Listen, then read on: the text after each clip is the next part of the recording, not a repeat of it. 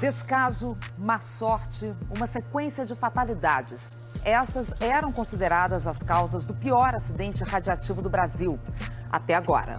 Mas 30 anos depois da tragédia com o Césio 137, o Fantástico voltou a Goiânia, visitou o local onde era o ferro velho em que tudo começou, encontrou sobreviventes, ouviu cientistas e conseguiu um depoimento exclusivo que traz uma reviravolta no caso. O físico Flammarion Goulart está calado há 30 anos. Ele foi um dos condenados pelo maior acidente radiativo da história do país. O vazamento do Césio 137 em Goiânia. 4 mortos, 151 contaminados graves. Um total de 1.143 pessoas afetadas. Eu nunca tive essa consciência de ter culpa e responsabilidade de uma forma. Nunca admiti isso e nunca falei para o nunca. Mas agora vai falar. E vai voltar 30 anos no tempo para contar uma versão bem diferente da que o Brasil conhece. Quando eu fiquei sabendo que tinha acontecido, que estava acontecendo aquilo, eu corri aqui para ver se o equipamento estava aqui e vi que não estava.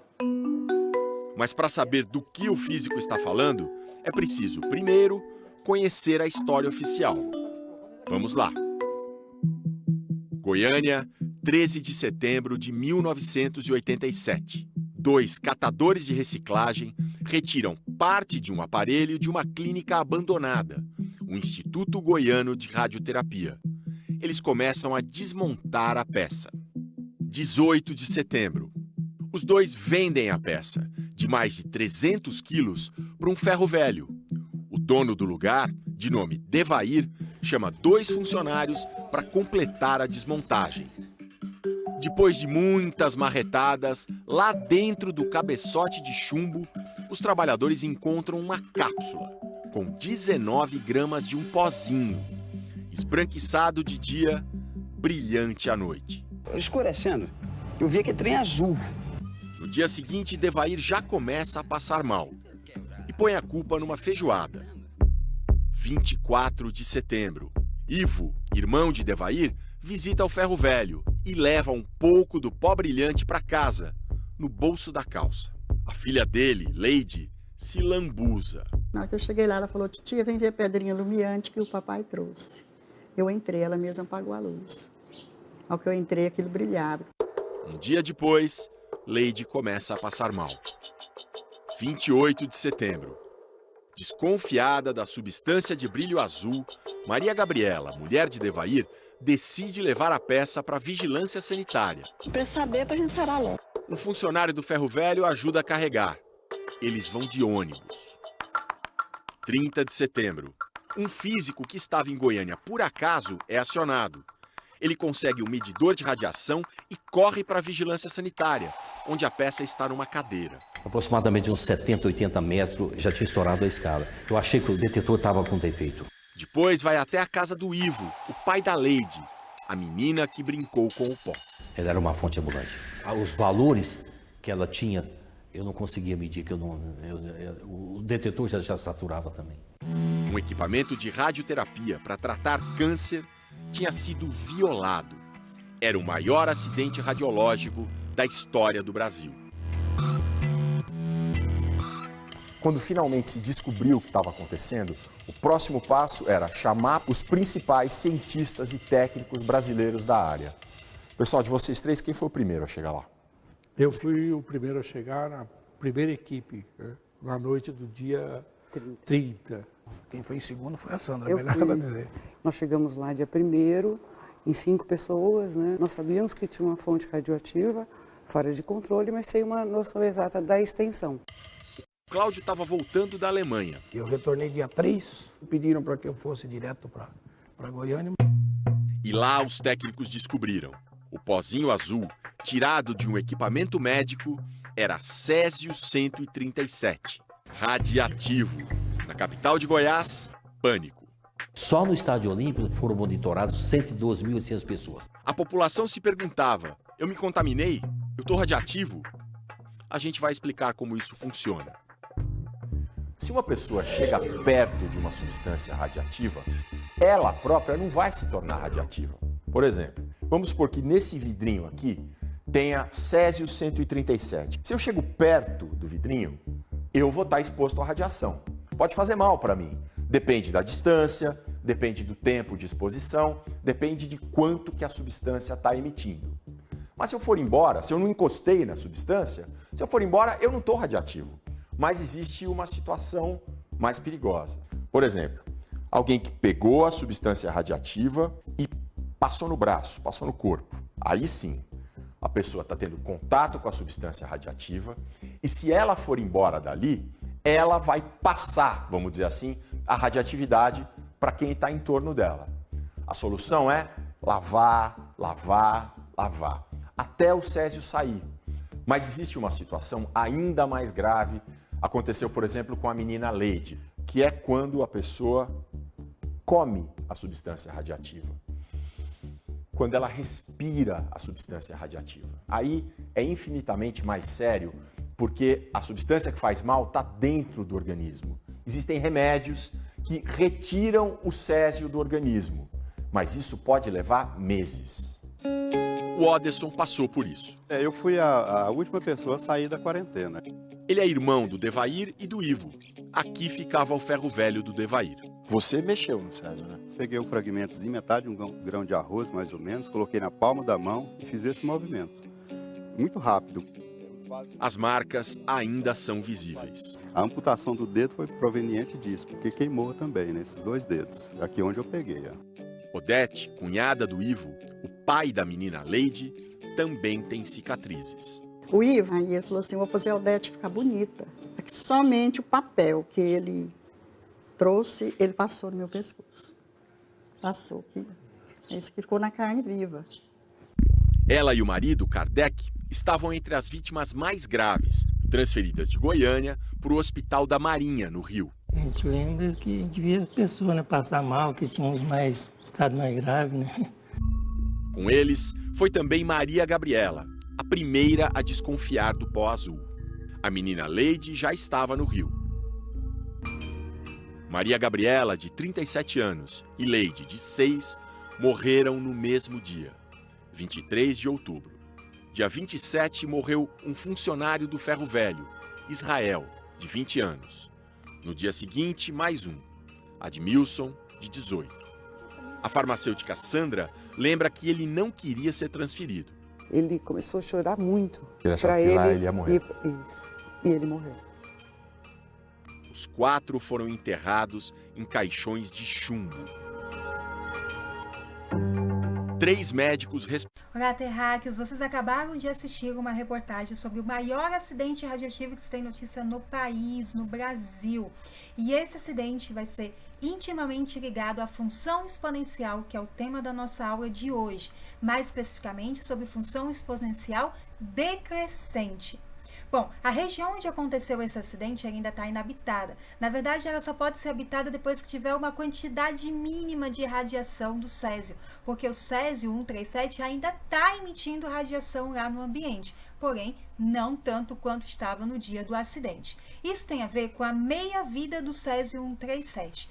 O que é meia-vida? Meia-vida é o tempo necessário para que sua atividade radiativa, a radiação do elemento químico, caia pela metade. E a do césio 137 é de exatamente 30 anos. Isso quer dizer que aquela quantidade de césio, de radiação emitida pelo césio, que existia no ambiente no ano do acidente, vai cair pela metade apenas 30 anos depois. Na verdade, já passaram 30 anos, né? Então, hoje só tem a metade do que tinha há 30 anos atrás, no dia do acidente. Daqui mais 30 anos, a 60 anos depois do acidente, vai ter a metade da metade do que tinha no dia do acidente, ou seja, 1/4 daquela quantidade. Por quê? A quantidade de césio, a quantidade de radiação emitida pelo césio cai pela metade a cada 30 anos. Então, nos primeiros 30 anos caiu a metade, depois de mais 30 anos, depois de 60 anos vai cair metade da metade e assim sucessivamente, beleza? Isso significa dizer que nós temos uma relação direta, uma relação de dependência entre o tempo em anos e a quantidade de radiação emitida pelo césio naquele ambiente do acidente. No ano 0, quando aconteceu o acidente, vamos imaginar que existia uma unidade lá, 1 miligrama, por exemplo, de césio 137 emitindo radiação. 30 anos depois, essa quantidade, essa unidade se reduziu à metade, tendo agora 1/2, ou 0,5, que é o resultado da divisão de 1/2. 60 anos depois, vai ter quanto? Ora, 60 anos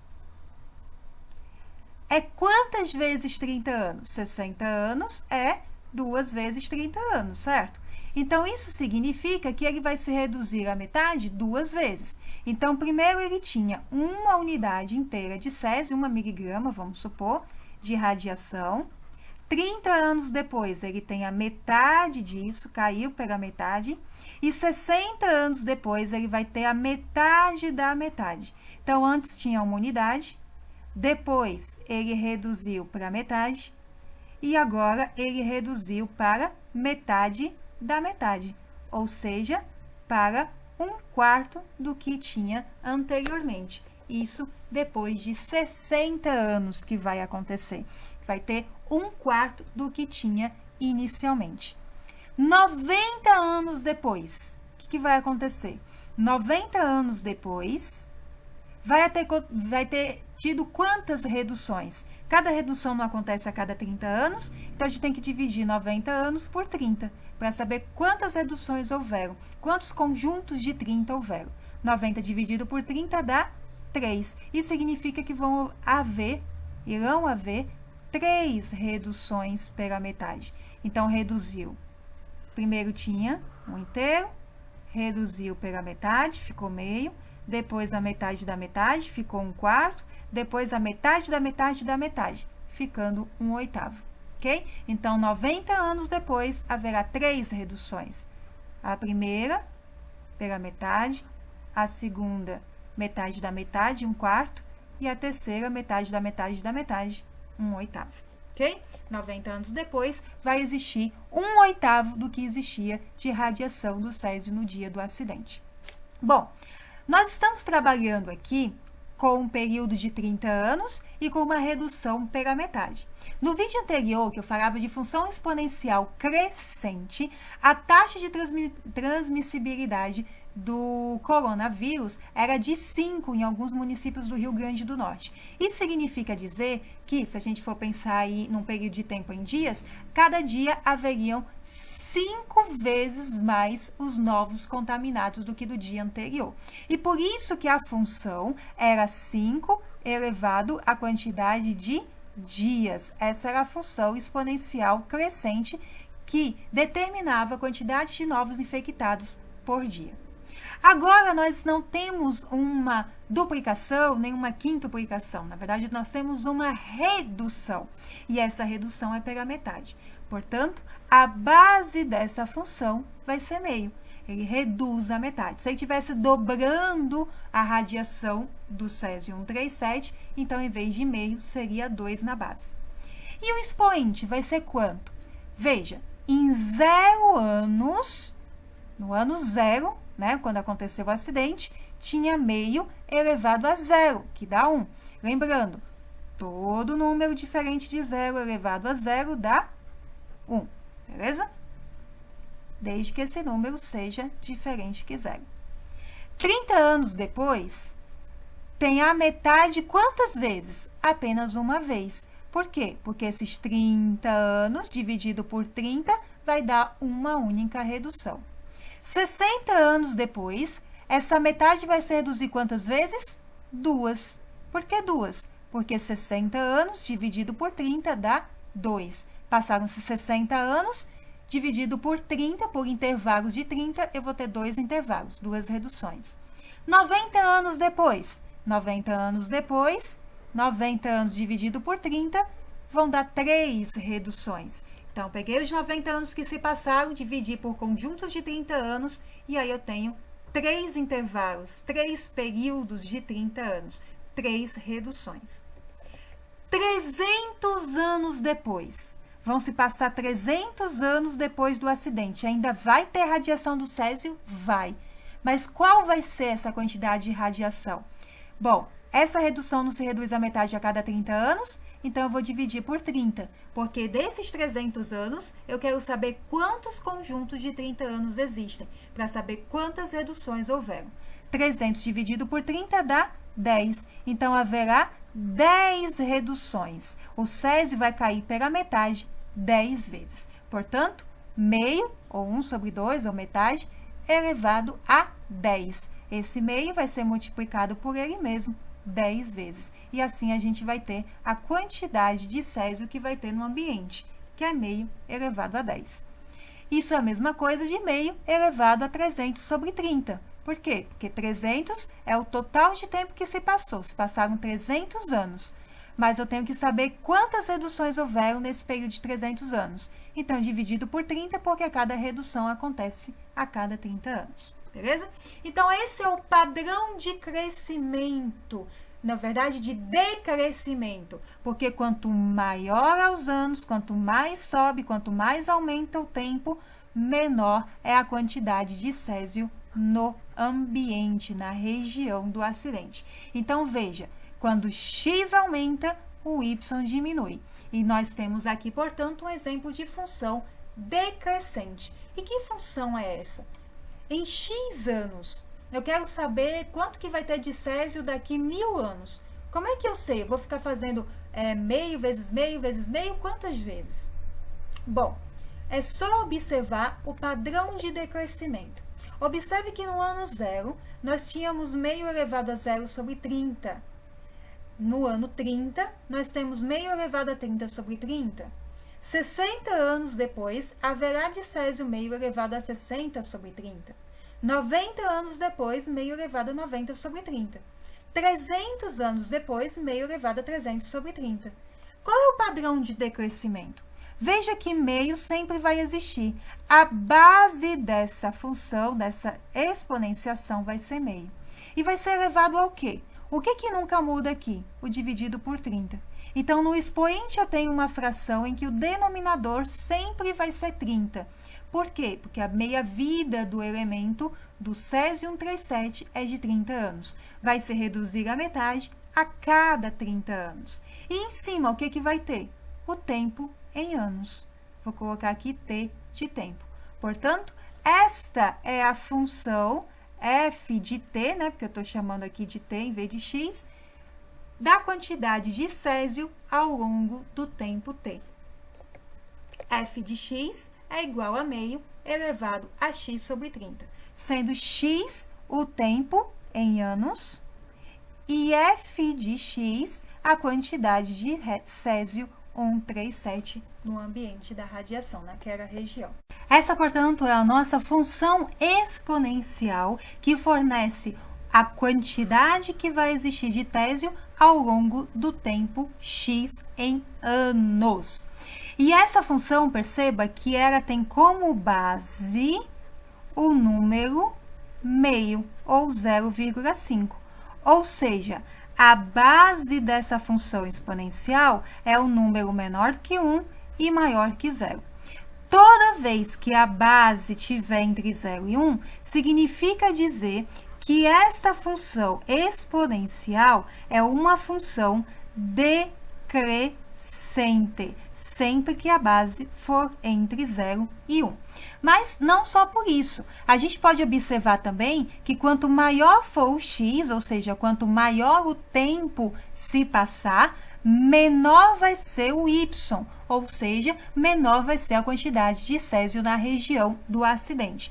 Então, se uma variável aumenta enquanto a outra diminui, isso também leva a afirmar que a função é decrescente. Mas e como é que fica o gráfico dessa função? A gente já sabe que ela é decrescente. E como é que fica o gráfico dela para que a gente saiba daqui a quantos anos vai ter uma determinada quantidade de césio no ambiente? Bom, vamos montar o gráfico então.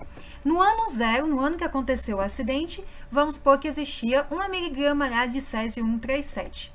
30 anos depois, essa quantidade se reduziu para metade, ficando 1/2, ou 0,5.